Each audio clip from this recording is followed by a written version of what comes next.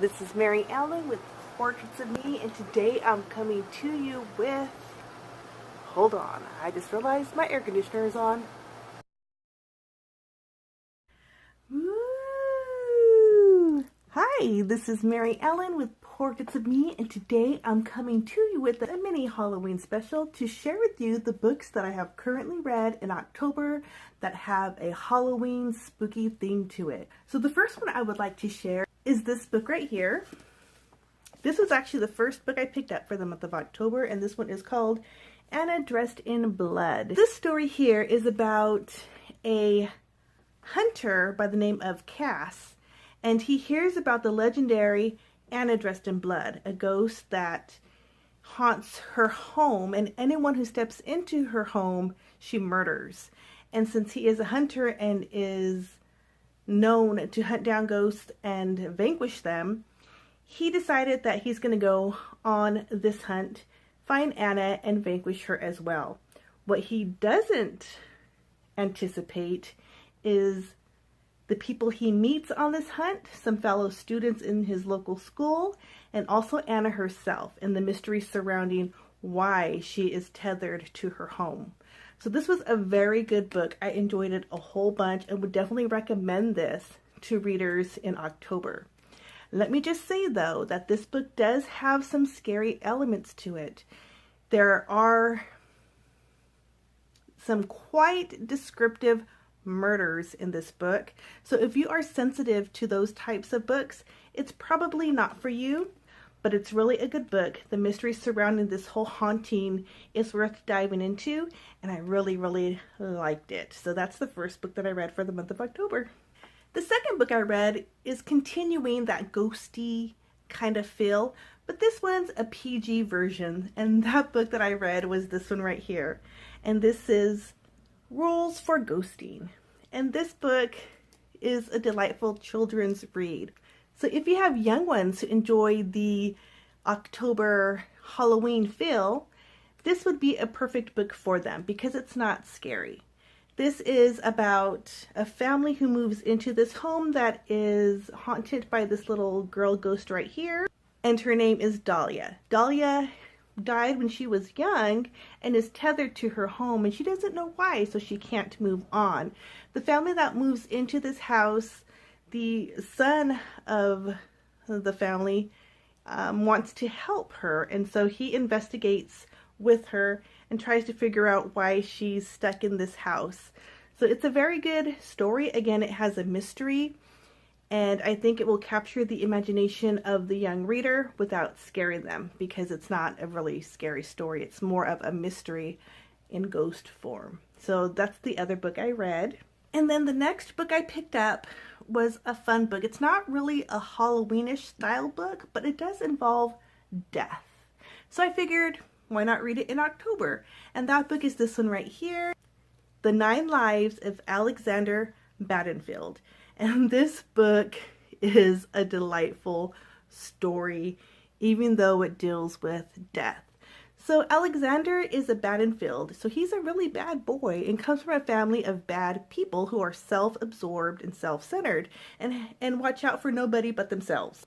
His family tends to die young because of their evil ways, and so Alexander decides, maybe if I had more lives, I would live longer. So what he does is he takes the 9 lives of his cat and transports them into him. So now he has 9 lives to live. This was a fun book to read as he lived all his 9 lives. So yes, he does go through all his 9 lives.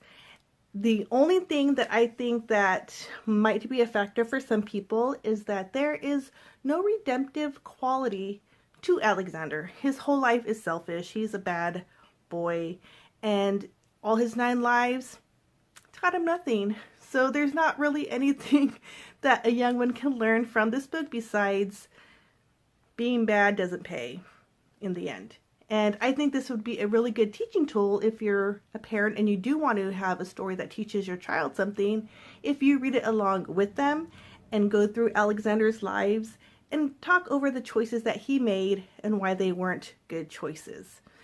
So this was a really fun book though. I enjoyed it for the humor it had, for the deaths that it had, because they were quite interesting, and also for the illustrations in this book. So let me show you a few of those illustrations because they're quite detailed and they're very interesting, and I think they really did enhance the story. So here's the Blakefield family. Again, this was a really fun book to read, but again, it has a really adult topic of death and dying. So if you're not comfortable with your child reading about death and dying, then you might want to pick this up first and read it for yourself and then share it with them if you feel it's something they could handle. So that's this book right here. And then the last book that I've read fully for this month of October is the book Coraline. And I picked this one up in one of my recent Goodwill hauls, which I'll put a link down below if you would like to watch that haul.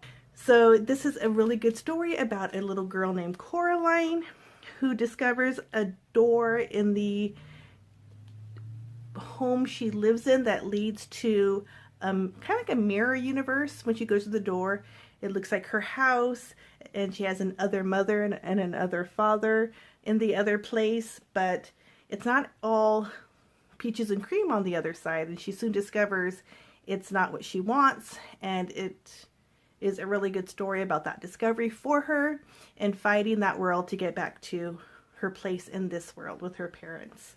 So I really enjoyed this book. I liked it a lot, and I started watching the movie because I read the book, and I'm realizing there is a ton of differences between the movie version and the book version. So I'm really interested to watch the movie fully because I haven't watched the whole thing yet, just maybe the first half hour, and continue to see what those differences are, and maybe I'll do a video on that to kind of explore the differences between the book and the movie.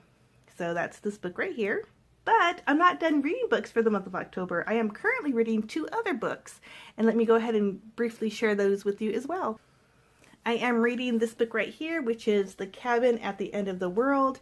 It's a book I received in my Page Habit box, so it does have the author notations on the side, which makes the story quite interesting because you get insights from the author about the story he built. And this story is about a family who decides to spend a holiday in a cabin in the forest, but as they're enjoying their holiday, 4 mysterious people show up and break into their cabin and tell them that this family has to sacrifice a member in order to prevent the apocalypse. So it's a very intense story. You're trying to figure out if it's true or not, or if these people are crazy. So I haven't really discovered that yet because I'm not done with the story, but it is keeping my imagination. It's quite intense. So it's an intense story because it's a home invasion story. But so far so good. I'm liking the book and the characters, and I will hopefully do a wrap-up on this when I'm done.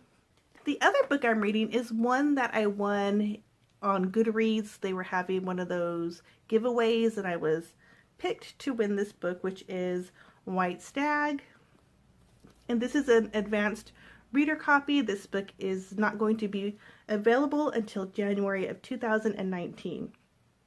But this story involves goblins, and so I thought it would be very interesting. So this story is about the main character, who is a girl, and she is trapped in the world of goblins, which is called the permafrost.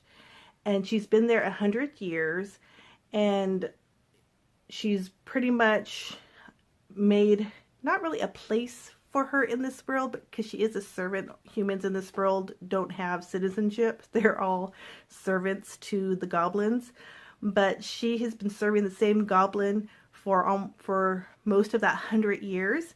And it's her story about how her goblin master wants to transform her into a goblin, because she's showing the ambition and the smarts of someone who could understand the goblins and their world and the way their world runs.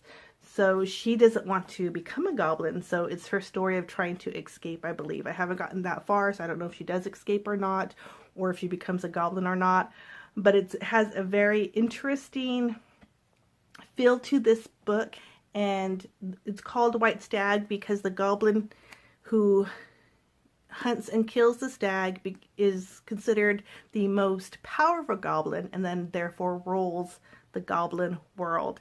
And that's what she's on right now. She's on that white stag hunt with her master. So this is that book right here. I am going to hopefully finish reading this soon and do a wrap up either by video here on BookTube or on my blog. So stay tuned for that one. And that's it. Those are the books that I have been reading for the month of October, which I am enjoying. As always, if you're interested in any of these books or in what I am reading, please follow me on Goodreads because I do keep my shelves pretty much updated on the books that I am consuming on a daily, weekly, monthly basis. And you'll always be the first to know what I'm reading. Otherwise, consider subscribing to my channel because I will post videos here as well on the books I've read. And I'm trying to do a better job on wrap-ups here on BookTube. Wrap-ups are kind of hard because it's like writing a verbal book report, and I'm not very good at enunciating and putting all my thoughts together in a verbal book report. I much prefer typing my thoughts out and posting those reviews on my blog, which I do, so check my blog out if you're interested in that as well. I'll put the link right here. But if you would like to see more videos, please consider subscribing to this channel. And as always, have a great morning, day, evening, or night, and I will see you in my next video. Bye!